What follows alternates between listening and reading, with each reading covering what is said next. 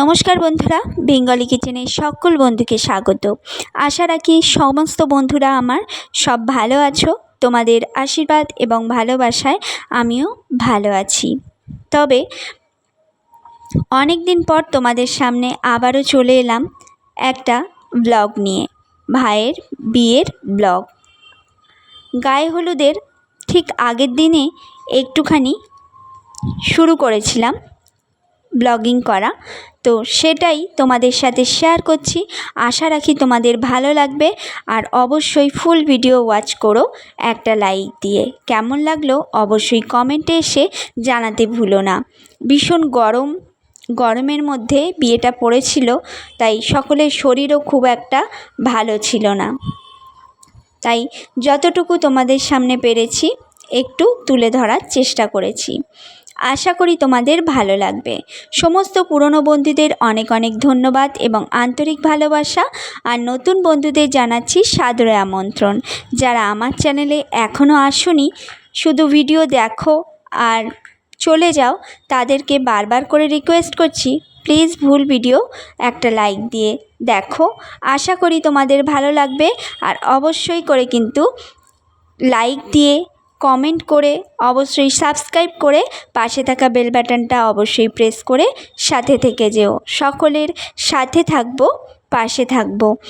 কদিন ভীষণ ব্যস্ত ছিলাম, কেননা ভাইয়ের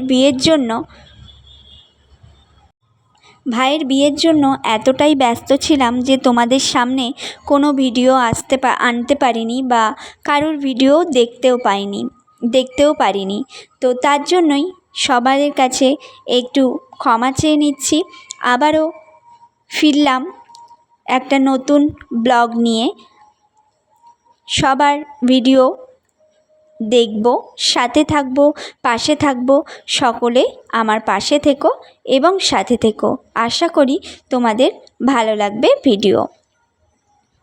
গায়ে হলুদের আগের দিন যখন এই জায়গাটা তৈরি হচ্ছিল, সাজাচ্ছিল, তখন একটু তুলে রেখেছিলাম। তারপরে গায়ে হলুদ হয়ে যাওয়ার পরে, মানে বিয়ের দিনের কথাই বলছি, তারপর জল সইতে যাওয়ার একটা নিয়ম আমাদের বাপের বাড়িতে আছে। তো সেই জল সইতে গেছিলাম একটা পুকুরে।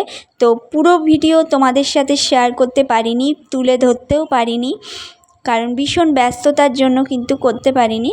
তো দেখো, এখানে জল সয়ে চলে আসার পর ভাইয়ের গায়ে হলুদ হয়ে গেছে। 7 বার গায়ে হলুদ দিতে হয়। তো এবারে লাস্ট আর 2 বার বাকি রয়েছে, তো একসাথেই 2 বার গায়ে হলুদ দিয়ে দেওয়া হয়েছে।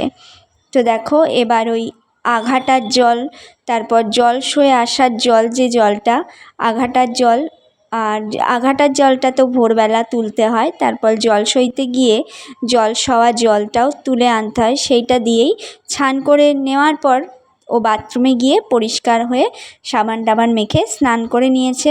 এদিকে নাপিত এসেও নখটা কেটে দিয়ে গেছে। আর দেখো, আমার শাড়িতে ওই যে তেল পড়ে গেছিলো, যে ছিরিটা বানানো হয় সেই ছিরিটা আমি নিয়েছিলাম।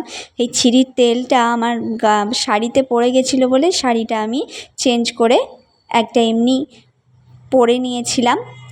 তো আজকের এই ভিডিও তোমাদের কেমন লাগছে অবশ্যই কমেন্টে এসে জানাতে ভুলো না।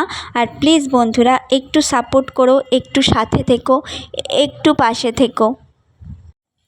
তো অল্প অল্প করে ভিডিওগুলো তোমাদের সাথে শেয়ার করব, কারণ পুরো ভিডিও যদি একসাথে শেয়ার করতে যাই সেক্ষেত্রে কিন্তু ভিডিওটা অনেক বড় হয়ে যাবে। সেহেতু তোমাদের দেখতে ভালো লাগবে না, আর বড় ভিডিও হয়ে গেলে আমি জানি দেখতে খুব অসুবিধা হয়, কারণ আমাদেরকে সবার ভিডিও দেখতে হয়। তো সেক্ষেত্রে নেটেরও একটা ব্যাপার থাকে। তো তার জন্য ছোট্ট করে দিলাম, কেমন লাগলো জানিও।